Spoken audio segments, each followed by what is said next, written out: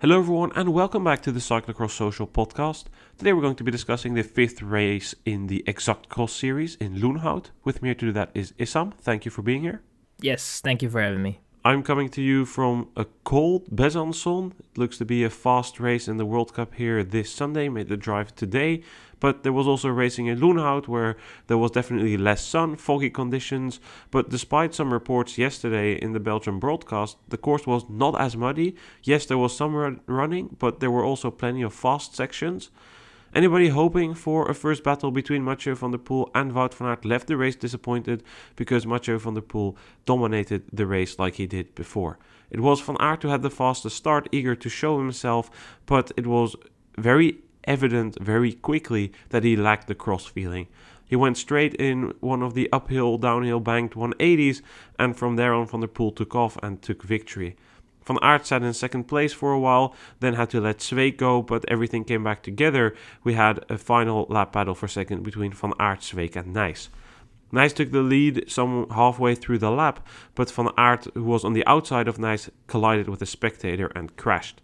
Nys and Zweek sprinted for second place. Zweek looked to have the upper hand there, but his gear slipped. Nys came alongside to take second ahead of Zweek, with Van Aert finishing fourth. Issam, I think we can be quite short about Van der Poel here. He took off. I forgot to mention in the summary, but Zweek got back for a while because the saddle of Van der Poel got loose, so he needed to go into the pits. He had one crash, but it was a very easy ride by Van der Poel. He never really seemed in any sort of danger. No, and that was within expectations, I think. So it was for Van der Poel, the moment he had the opportunity to be at the front and put the others under pressure, he did so, and as expected. And I think that apart from his knee fall and taking some poles out of the ground on the course, I think that it was well within expectations. And again, just a strong ride by a rider that at the moment is just the best. So yeah, there's not really much to add on that. I think that he had the company of Zweek, who was trying to replay somewhat the scenario of Mol, kind of knowing that it's going to be difficult to hang on. And I think that that's the same scenario that played out in a way, but now instead of Zweek being second and not really having to worry about the riders behind, he now had to. And there was Nys and there was Van Aert. And I think it's a bit of a shame that Van Aert crashed out there on the last lap, because I would have liked to see how that would have played out with Van Aert as well in the mix.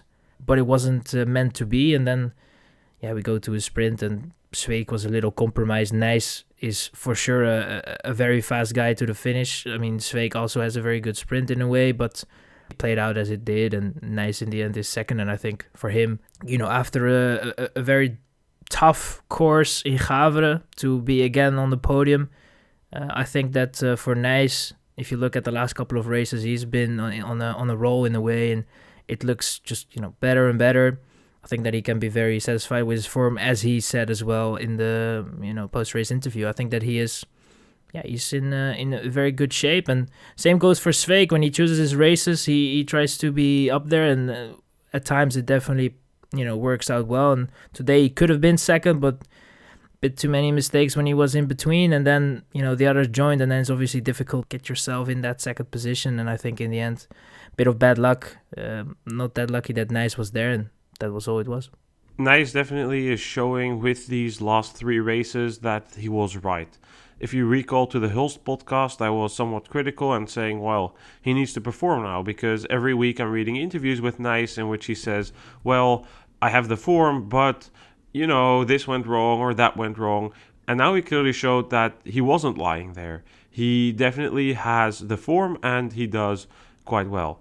After today's race, he might even be turning the other way around and said, I could have followed Van der Poel a bit if I had a better start. Probably wouldn't have been able to beat him because he was on cruise control. But he's definitely showing up, right? He's up here. He's consistently chaining these results together. It's what you would expect from somebody wearing the European Champions jersey, and not that phase which went from Hamme till Hulst in which he didn't score a single top 10. And yes, there were all the reasons. But again, now he shows that he was right, his form is there, and now also the results are there. He's not going to be racing in Besançon. He's sitting that one out. Instead, he is racing in Diegem, and I think that could be a race where he could potentially take the win. Van Aert and Van der Poel are both not at the start there, so obviously you're looking at the riders behind, and then you come to Nys and also to Sweeck. It was a smart decision by Sweeck to not race yesterday. As you say, he chooses his races a little bit, but everyone does in this period. Loenhout is a much better course for him. It wasn't as muddy. Yes, there was some running. Yes, there was some power required, but it was a good mix. There were fast sections, technical sections. It was a real stereotypical Belgian course, and it worked out for him today. What do you think? Do you think that Sweeck maybe went too deep, trying to bridge that gap to Van der Poel too early? Because for a while he looked in a similar situation like Mol, just cruising towards that second place, but then he fell back in the penultimate lap.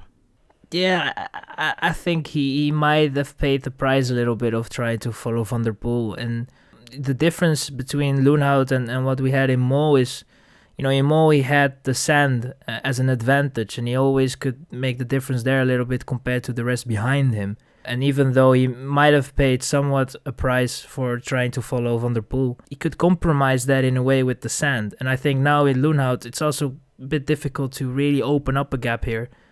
And I think that just played a role in a way. And yeah, when he tried to put it all together and get in the wheel of Van der Poel and succeeded in that, I think after that it was just a very tough scenario for Sweeck. And he probably paid the price. And they had to, Van Aert and Nys were then able to come back. But I think if you look at the last lap and how that played out, I don't think that really played a role.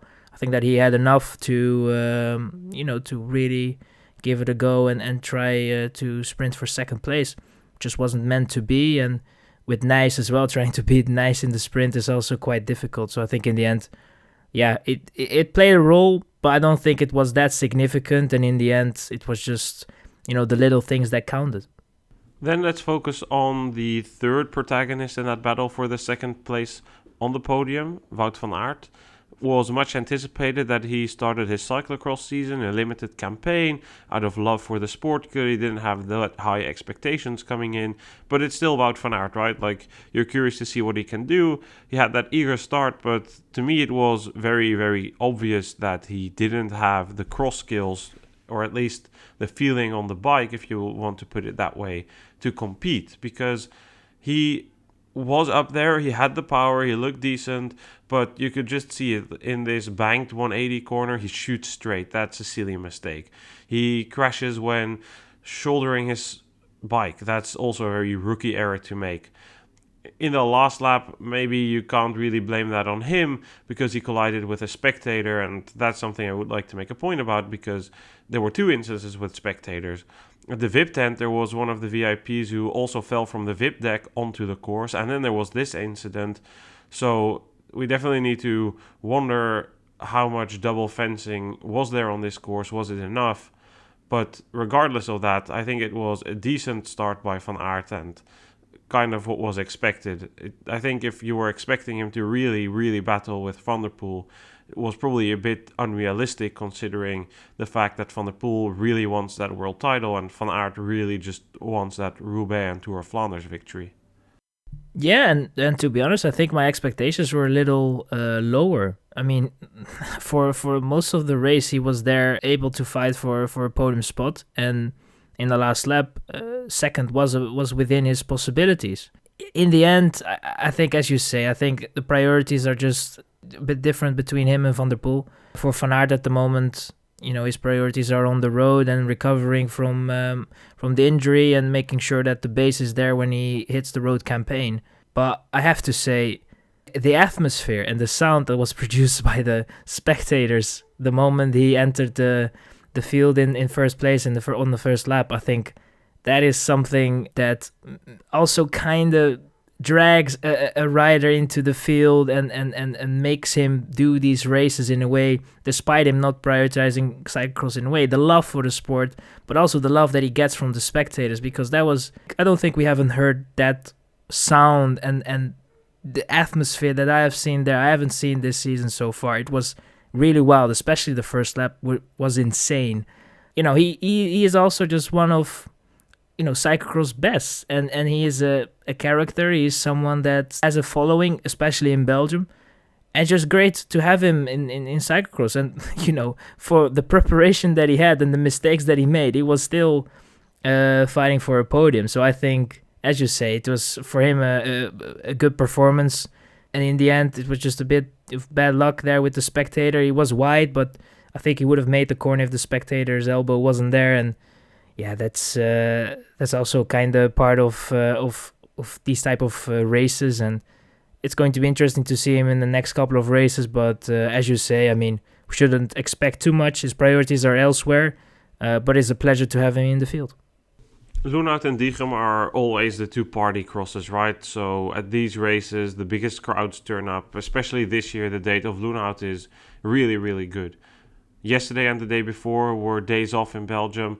Many companies just closed for today. Others just took a day off here, making it a nice 5-day weekend, a long stretch into the new year. So the dates this year for these races are really good, and the turnout was good, and that definitely has to do with the fact that Van Aert is here. And while Van der Poel is mostly liked because, well, he's a Dutch guy, okay, but he lives in Belgium and he's just genuinely liked by quite a lot of fans. Van Aert is Belgian and he's even more liked. But yeah, I think you're right in pointing out that difference, because yesterday Van der Poel, the stories around him after the race were that there were a few fans booing him, and the stories from last year in Hulst, of course, when they spit on him and when they were also booing him. But definitely with Van Aert there, this is the man the Belgians come for. Nys is definitely growing towards such a status already. Yes, a lot of his dad's fans are also following him, but that's irrelevant. Nys is probably the third big puller of spectators. It's Van der Poel, Van Aert, and then Nys.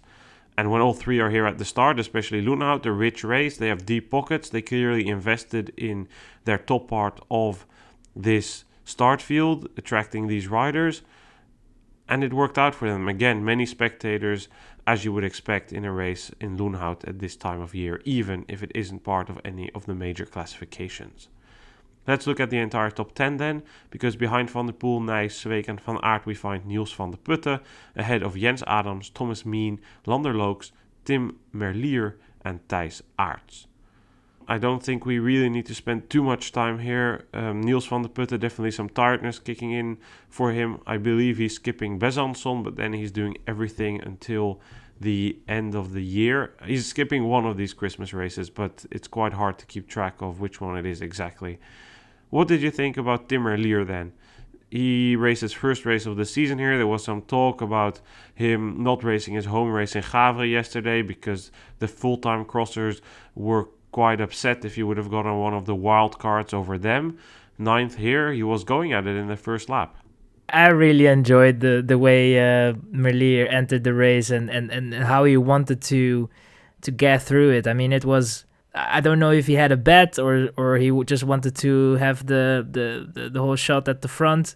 But, when he got the opportunity, he was there at the front and he let them out a little bit on the first lap. He somewhat paid the price for it, but I don't think he cared that much. He was happy to be up there and he was happy to race. And I think, for someone like him, he already made that choice that cyclocross is not going to get the main priorities. He's a well-established sprinter, well-established road rider, and I think that he truly does this maybe for some financial compensation in a way with the name that he has, but for sure it's also a part of that is obviously the love for the sport that he has. And it was great to see him up there. It was great to see him in the field again, and you can see that despite the fact that it has been a while, he definitely finds his way around a course. And he, as I said, he somewhat paid the price for that on the first lap, but I think for him it was well worth it. So to correct my stance on Van der Putte, I just looked it up. He is racing in Besançon. He is, however, not racing in Baal on New Year's Day, but still a very packed schedule for him. They are busy times, but he made his choices. He's probably feeling the legs a bit, just like Merlier was feeling the legs after that whole shot. He would definitely look to be regretting life already in the second lap. But you're right. It's, I think, a bit of a shame that he's kind of let go cross, because he was a really good cross rider. And still, even during like COVID, you could see when he raced like this compressed schedule. I recall those Belgian championships on the beach of Middelkerke.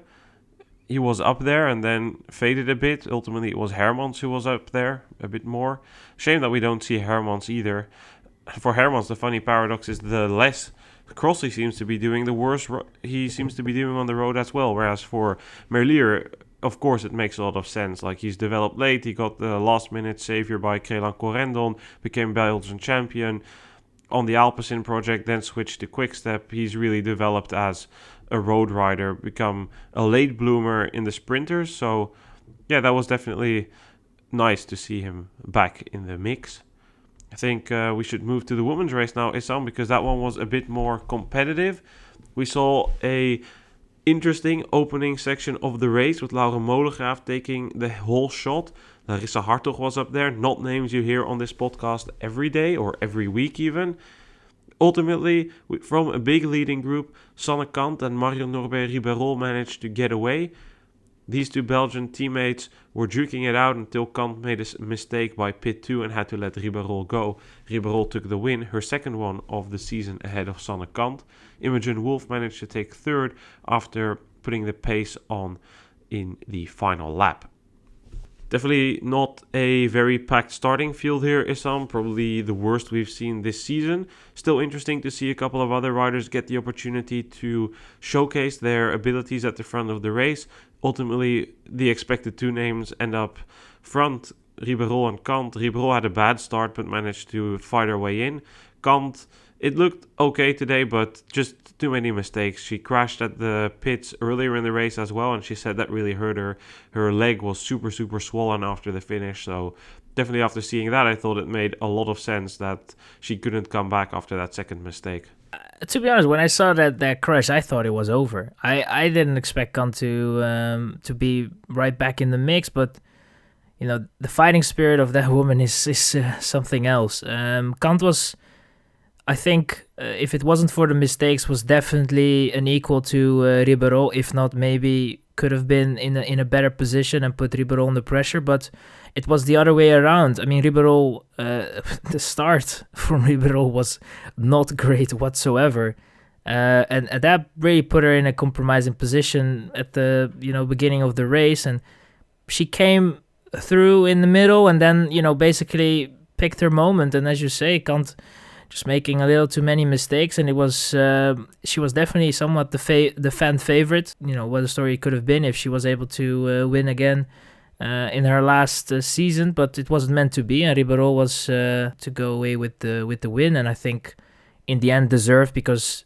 from where she came from, how she went through the field and then able to pull it off, I think that was was a good ride from her. And you could also see from Ribeyrolles that definitely in a few of the last races that she has done, they definitely went well, and there is some upwards trajectory and a better feeling, it seems, for Ribeyrolles, and she's in a better phase at the moment this season. And that, of course, as you say, they were definitely the two women that should have been up there, but then you still have to put it off, and I think that she did that the best way possible in the later phase of the race. So props to her, and also to Kant for giving it her all and trying everything even after that crash, because it was a really nasty crash in a way, and I thought that was race ending in a way, but she fought her way back and was able to bring up a fight to the later phase of the race when Ribeyrolles really got a gap, and then from there on you just started to feel that it was going to be an impossible task for Kant to bring home the win. Yeah, that definitely was a really, really nasty crash. It looked like she fell onto her bike. I don't really recall what she hit. Maybe it was her steer that she hit with her leg, but it was nice that she was able to continue, and hopefully it doesn't hamper her too much. it does raise the question, is this the first time since the 2008-2009 season that Sanne Kant goes winless? Maybe, but maybe she will win in Oostmalle, the last race of her career. We don't know. We will see. Also, it's probably not the biggest of her concerns at the moment. I think she's just going to, by skipping the Nationals, really, really give it one final go at those World Championships in Louvain. And her form is definitely improving, so let's see how she can do there. If she could be able to get a top 10 there, that would be quite respectable for her. The battle for third was quite interesting, Issam. There was a big group there with riders who haven't been in contention for those positions pretty much all season. Laura Molengraaf was on the back foot after that crash with Kant. She didn't really feature anymore. She too went down right in front of the pits there. De Beer was also on the back foot. She came back, made a good push for it, but didn't have it. Ultimately, it were Wolf, Hartog, Kay and Brouwers who were fighting there, with Wolf getting the upper hand. You must have been happy, because yesterday when we were going through the start list, you said, Wolf, she can definitely get on the podium here. Yeah, I was hopeful. It was off the record, I think, but I was hopeful that this was an opportunity for her, and she was riding quite well. I think throughout the race she was in somewhat the right positions. Some mistakes left and right, but overall it was all right, and she was able to manage herself well, position herself well within that group. For a moment, I thought that Kay, looked to be the better woman of that group and would have been able to snatch that third position, but faded a little bit in on the last lap and was not really able to get in that position again. And I think, for Wolf, it was.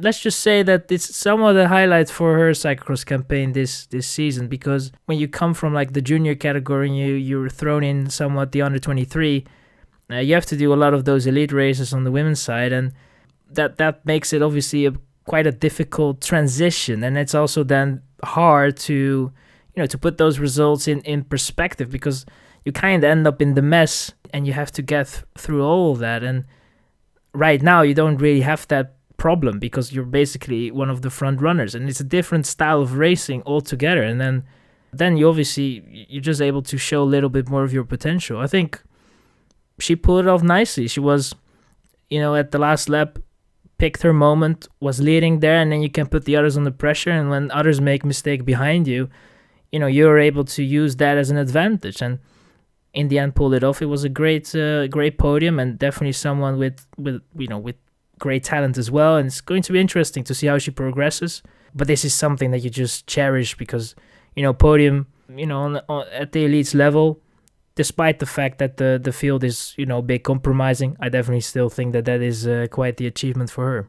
I mean, these are also the races you need to grab as a young talent. For Wolf, as a first-year U23, you can't expect that she is competitive in those World Cups. I would argue that 20th place in Gavre yesterday was a solid outing by her. Yes, she could have done better. She crashed in that steep downhill and then just decided to run it the rest of the race. Yes, she could have done better, but it's still a solid outing by her. Just like that 20th place in Dublin and that 6th place in Kortrijk. She's been doing quite well, she's making progress, and that's what you want to see at such an age. And this is another sign of it. Yes, Larissa Hartog beating her on paper might not seem that spectacular, but let's dive a bit deeper, because Wolf looked good on the bike today. Especially in the first part of the course, where she could combine her power with some smart lines, she looked quite good. In the second part, she struggled a bit more, but it wasn't too bad. And especially in the final lap, she was the freshest, the strongest. And she will go on to do great things on the road as well. We just need to hope that she stays in cross, because it's much needed. And her racing plan was good. She waited for the right moment. Okay, maybe she got a bit too excited when she took the lead in, I think, the second lap of the race. But still, that doesn't matter, because she repacked herself. And I think she ultimately cooked Kay, because Kay definitely faded in the final lap. She went too deep, or perhaps made a mistake, but definitely didn't have that same level as freshness, which Wolf had. And also I would like to say hats off to Larissa Hartog, because she was punching way above her weight here. She's had a couple of decent results. She was 19th in Zonhoven and 13th in Hamme this season, but I would argue that she was definitely competing with riders she hasn't really been that close to this season. if you just like draw the line between all the races, I feel like she's been doing okay, but definitely the riders she was with had been doing just that little bit better. Although she and Kay have been kind of matched looking at their head-to-heads. But then again, it comes to that point of you're racing for 14th or you're racing for a podium. It's just a bit different. It's just the racing takes a different shape. There are more moments where you maybe can, I wouldn't say relax the legs, but just more of those moments where you can play it a little bit more tactically. It just changes the shape of the race, and I think that Hartog was definitely one that really used that to her advantage, and that last lap from her was also very good, so she got herself in a position that eventually got her, just that one place off the podium, but I think she can be very happy with that. And as you say, these are races not only for the under 23, for the young talents, but also when you are a little bit more established elite, but you're just not really able to get yourself in those top 5 places when the bigger riders arrive in a way. These are the chances that you get, and a televised cross is something that you should never really skip in a way. I think a race like Loenhout is a race with quite some history, quite some legacy as well. It's an important race. It's not a classification. It's not part of a classification, but still, despite the fact that the Exact Cross label is on it, I definitely still think that it's quite a big name if you're able to put there a good result. So I think in the end, all these women can be happy with their performances. But yeah, I think some will be a little bit more happy with finishing on the podium than finishing off the podium or outside of the top 5, like a Kay, who I think is going to leave a little bit disappointing after what looked like quite the chance for a podium. What I said in yesterday's podcast about Katie Klaus definitely also applies to Anna Kay. I recall very well in the 2019-2020 season, Kay burst to the attention of the Belgians. Of course, she had already done quite well in the U23 World Championships of Bogens, but that kind of went out of the eye. She was there in that Experza jersey fighting for the win in the Brico Cross of Eeklo. She was really going at it, and from there on, she was like the big talent, but she never really managed to make that final step. And then more and more new talents entered the scene. And last season, she didn't get extended by the Cyclocross Reds, and now she's on Proximus, and she's still doing quite decent. But it's also an indication of how the level of the pack has risen, and Kay hasn't necessarily developed, which is always an interesting observation, because how do you deal with that? I feel Kay has been quite open about that and discussed that it's not been easy for her to deal with those situations, and today, as you say, some will definitely not be too easy as well, because she was in that mix and she did have a legitimate opportunity at the good result here. But then again, if you look at it, she raced Hulst, Zonhoven, Gavre and Loenhout. Wolf is a bit fresher. She only raced Loenhout. Ribeirol, Ribeirol wasn't really in her mix, but Julie Brouwers, she has done all of them. So the freshness is definitely something that's playing a role here, and riders recover differently. So looking at Kay's race plan, she either blew up or just didn't have the freshness she was counting on, and that's a bit of a bummer. So let's look at the entire top 10. Ribeirol ahead of Kant, Wolf, Hartog, Brouwers, Kay, and then De Beer. Molengraaf and 8 ahead of Kastelein and Truije. Don't really think there's much to discuss. We already discussed Kastelein and Truije in the podcast of Mol. So maybe let's end some predictions for Besançon, Issam, your podium for both races. Oh, you caught me off guard here, because I haven't thought of anything. Oh my goodness. I didn't even look. Well, I'm going to give you some time to think. You have to give me I'm going to give you some time to think. So that's how I am. I'm here in Besançon. The weather is cold. The fireplaces are probably on down in the hotel where I should be heading in a bit. I'm going to say the course is going to be fast. It's going to be a racetrack. Nobody can stop Mathieu van der Poel here. He's going to take another victory quite easily. Then in second place, we are going to see Laurenswijk. He's making a good impression. The course is going to be fast. He will do quite good. And then Lars van der Haar, on a course that suits him a bit better, is going to take third place. Whereas in the women's race, the course will be equally fast. And there we will see Fem van Empel take a win ahead of Lucinda Brandt. And Marianne Vos. No. That's a bit too optimistic. Zoe Backstedt. I have to say that, on the men's side, I think the first place Van der Poel, then probably, I would say, I think Laurens Zweek can maybe put it off second. And then I would say maybe Ronhaar in third. And then on the women's side, I think Van Empel could take the win there again, ahead of Alvarado and Brandt. Okay, interesting. We will see after the racing takes place on Sunday, a packed day. The Junior and U23 World Cups also take place there. Issam, thank you for being here. Yes, thank you for having me, and enjoy Besançon and the cold weather. Of course, gonna head out for dinner and then tomorrow go to the training. Hopefully the cold goes away a little bit and the temperatures become just that tad nicer as well. Thanks everyone for listening. We will be back. Goodbye.